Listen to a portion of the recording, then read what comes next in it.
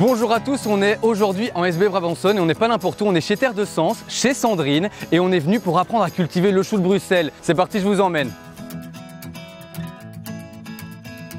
Salut Sandrine, du coup ici on est vraiment dans ton royaume de verdure, dans ton exploitation. Seulement, est-ce que tu peux un peu m'expliquer ce que tu cultives ici et comment tout ça fonctionne? Bien sûr, bienvenue chez Terre de Sens. Ici je m'emploie à cultiver une grande variété de légumes sans qu'elles soient forcément originales, mais je tâche surtout de proposer des légumes connus du quotidien mais que les gens peuvent se réapproprier au champ. Est-ce que tu peux m'expliquer un peu en quoi consiste ton métier? J'ai cru comprendre que tu avais plusieurs casquettes. Oui, tout à fait. Un maraîcher ne se limite pas à juste cultiver ses légumes. Pour être maraîcher, il faut savoir se faire connaître, donc être un bon communicant.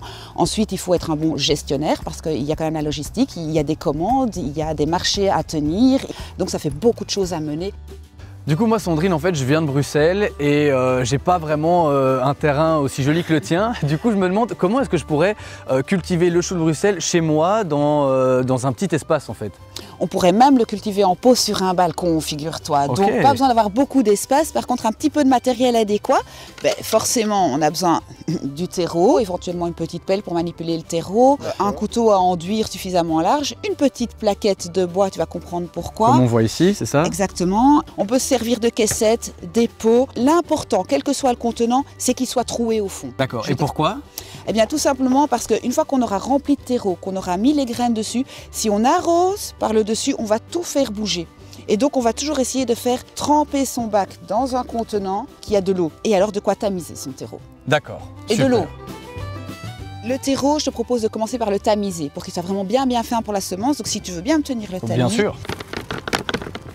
Un peu à la fois, je... voilà, on secoue, on mélange. Les graines vont vraiment avoir un tapis comme un billard, vraiment bien fin. Et les petites racines, elles vont avoir très facile à descendre. D'accord. On a tamisé le terreau, on a humidifié le terreau. Qu'est-ce qu'on va faire ensuite? On va mettre le terreau dans le contenant. Mais comme tu vois, il a beaucoup de trous. Donc je vais te donner une petite astuce de reprendre des pages de papier journal qu'on va mettre tout simplement dans le fond pour que le terreau, il s'en aille pas. Ok. Voilà, on va s'arrêter là pour l'instant. En fait, l'idée, ça va être vraiment de tasser et de tout bien mettre à niveau.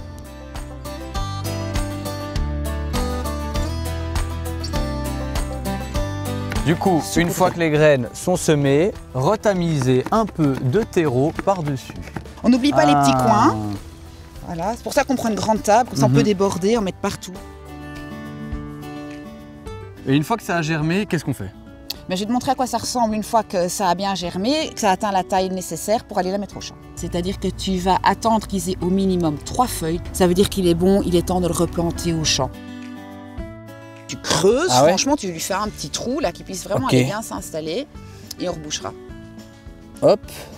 Seulement, je me demandais, Sandrine, est-ce qu'il y a une période qui est vraiment plus propice pour planter le chou? Eh bien non, tu fais tes semis du côté du mois de mars-avril. Ouais. Tu vas les remettre en pleine terre du côté du mois de avril-mai.